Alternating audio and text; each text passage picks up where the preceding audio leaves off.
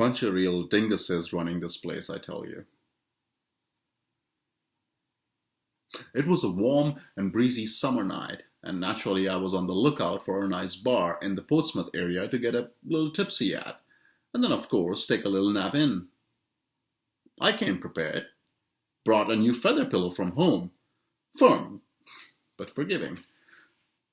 A light blanket as the forecast called for mild weather, and of course some earplugs to drown out the noise of hundreds or so patrons who seemed hell-bent on ruining my nap time. Dicks. It was a Labor Day weekend, and I was in a desperate need of catching up on some sleep. In anticipation of my Saturday night snooze, I decided to start drinking early on that particular day.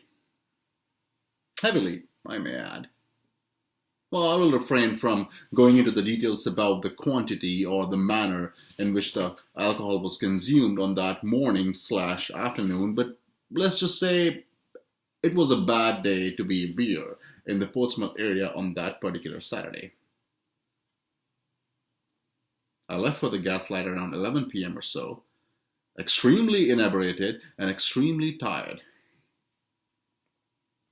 I arrived at the back of patio and beelined it to the big bar.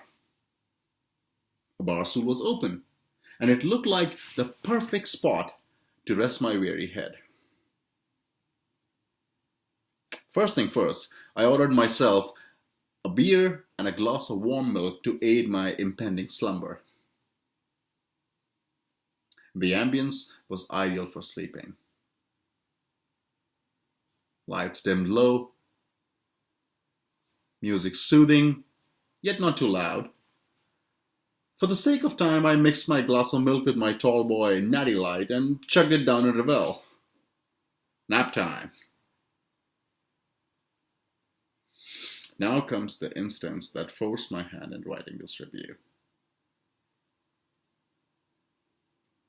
There I am, drunk to the point of being in dire need of medical attention and ready as ever for my barside nap. In other words, happy as a clam. In steps the rudest bartender I've ever had the displeasure of interacting with. He actually had the audacity to wake me up from my alcohol-induced nap just to tell me that I was cut off. This was a huge problem, as my slumber requires frequent interruptions in order to replenish my BAC levels. You see, I suffer from a rare condition where I'm required to keep my BAC levels steadily above 0.25 or else I run into the risk of going into sobriety-induced shock.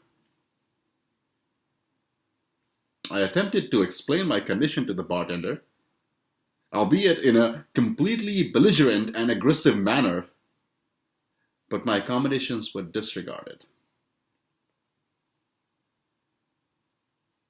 Around the same time, a female bartender overheard the dispute now taking place between myself and that rude first bartender. Without hearing out of my side of the dilemma, she took it upon herself to tell me that I had to leave the bar.